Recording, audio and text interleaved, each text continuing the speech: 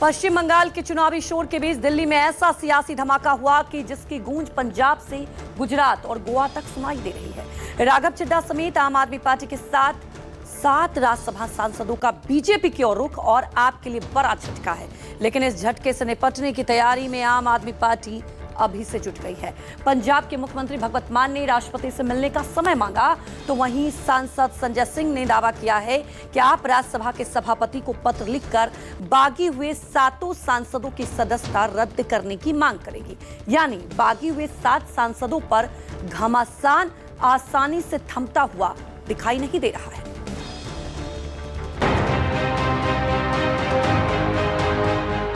मैंने आम आदमी पार्टी छोड़ दी है और भाजपा ज्वाइन कर ली है। ये कानूनी रूप से पूरी तरह से गलत है। कल तक राघव जी खुलेआम बोलते थे भारतीय जनता पार्टी गुंडों की पार्टी है। केजरीवाल जी की जो आम आदमी पार्टी के सुप्रीमो हैं, उनकी लीडरशिप पे बहुत बड़ा प्रश्न खड़ा हुआ है।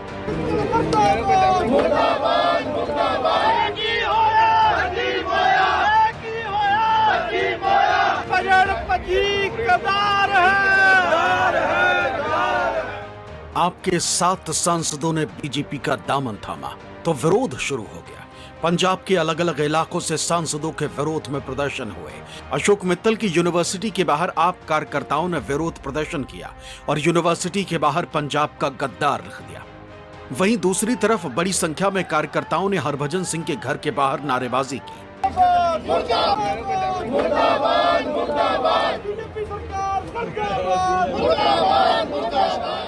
आम आदमी पार्टी ने इसे लोकतंत्र की हत्या बताया, वहीं बीजेपी इसे पार्टी के अंदर बढ़ते असंतोष का नतीजा बता रही। अब यह मामला कानूनी, राजनीतिक और संवैधानिक तीनों मोर्चों पर पहुंच चुका। लिहाजा आम आदमी पार्टी अब 7 सांसदों की बगावत को लेकर कानूनी विकल्प तलाश रही है। ये कानूनी रूप से पूरी तरह से गलत है और जो एंटी डिफेक्शन लॉ है, जो साफ तौर पे कहता है किसी भी प्रकार का स्प्लिट, ब्रेक अवे फैक्शन, किसी भी प्रकार की टूट असेंबली और राज्यसभा लोकसभा में नहीं हो सकती, उसको कोई वैधानिक मान्यता नहीं है। पंजाब के सीएम भगवंत मान ने राष्ट्रपति द्रौपदी मुर्मू से मिलने का समय मांगा है ताकि उनके सामने सांसदों की बगावत और उनकी सदस्यता रद्द करने का मुद्दा उठा सके। दूसरी तरफ आप राज्यसभा के सभापति को पत्र लिखेगी। मैं आज चेयरमैन राज्यसभा को, उपराष्ट्रपति महोदय को इन सारे नियमों का हवाला देते हुए पत्र दूंगा कि इन 7 सदस्यों की, इन 7 राज्यसभा के सांसदों की सदस्यता पूरी तरीके से समाप्त की जाए, जिसमें से तो 3 लोग साफ तौर पे कल बीजेपी के दफ्तर में भी गए थे। आम आदमी पार्टी को लग रहा है कि राज्यसभा सांसदों के बीजेपी में जाने को वो आगामी चुनावों में एक भावनात्मक मुद्दे की तरह इस्तेमाल कर सकेगी। जनता के बीच इन बागी सांसदों को पंजाब के साथ धोखा करने वाले की तरह पेश करेगी। हालांकि आम आदमी पार्टी के सीनियर लीडर्स का कहना है कि इन 7 सांसदों के मुद्दे को वो संसद से लेकर सुप्रीम कोर्ट और सड़क तक उठाएंगे और इसमें विपक्षी दलों का साथ भी मिलता दिखाई दे रहा है। कल तक राघव जी खुलेआम बोलते थे भारतीय जनता पार्टी गुंडों की पार्टी है, गुंड और भ्रष्ट लोगों की पार्टी है। ये राघव चड्ढा भी बोलते थे, संदीप मित्तल जी भी बोलते थे, संदीप पाठक भी बोल रहे थे, और ये सभी लोग अचानक होलसेल में गुंडों की पार्टी में चले गए, भ्रष्ट लोगों की पार्टी में चले गए। बीजेपी वाले अपनी हरकतों से बाज आएंगे नहीं। इस देश में लगातार डेमोक्रेसी की हत्या कर रहे हैं। सबके सामने डेमोक्रेसी कमजोर हो रही है, मानना पड़ेगा। सब एजेंसी इनके काबू में है। वो मित्तल जो मेंबर पार्लियामेंट है, उनके छापे पड़े अभी, और पहले राघव चड्ढा को तंग किया था बीजेपी ने। दरअसल राघव चड्ढा पंजाब की राजनीति में दखल देना चाहते थे, जो कि पंजाब के मुख्यमंत्री भगवंत मान और राष्ट्रीय नेतृत्व को मंजूर नहीं था, जिससे राघव नाराज थे। बीते करीब 6 से 7 महीने से पार्टी से राघव चड्ढा की तलखी दिखाई भी देने लगी थी। माना जा रहा है कि आपके सांसदों को तोड़कर भारतीय जनता पार्टी ने पंजाब में 2027 के विधानसभा चुनाव के लिए एकला चलो की रणनीति पर काम तेज कर दिया।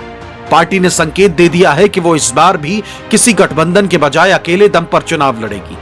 बीजेपी के तरफ से पंजाब के विधायकों के भी संपर्क में होने का दावा किया गया है, लेकिन सूत्र बताते हैं कि आप में ऐसा कुछ नहीं।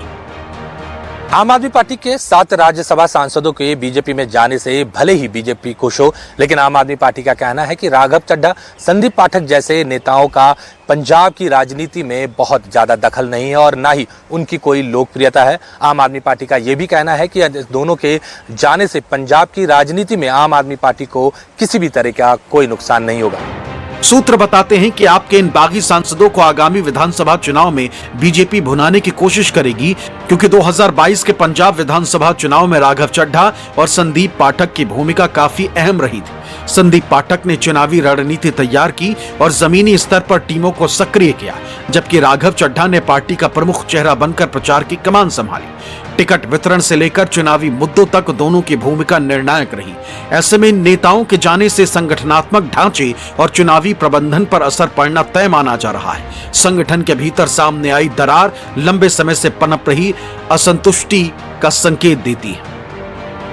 केजरीवाल जी की जो आम आदमी पार्टी के सुप्रीमो हैं, उनकी लीडरशिप पे बहुत बड़ा प्रश्न खड़ा हुआ है।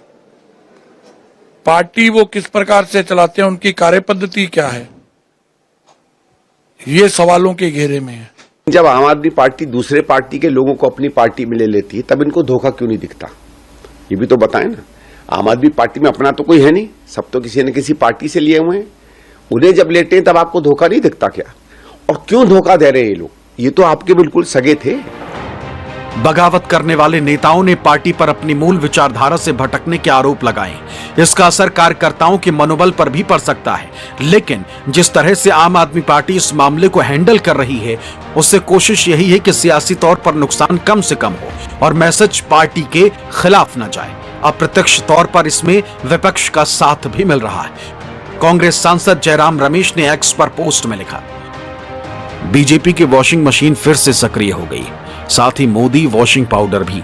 जो लोग खुद को सदाचार, ईमानदारी और विचारधारा के आदर्श के रूप में पेश करते थे, वो अब बुरी तरह बेनकाब हो चुके हैं। मतलब यो कहा जाए कि Bharatiya Janata party party of defectors हो गई है तो गलत नहीं होगा।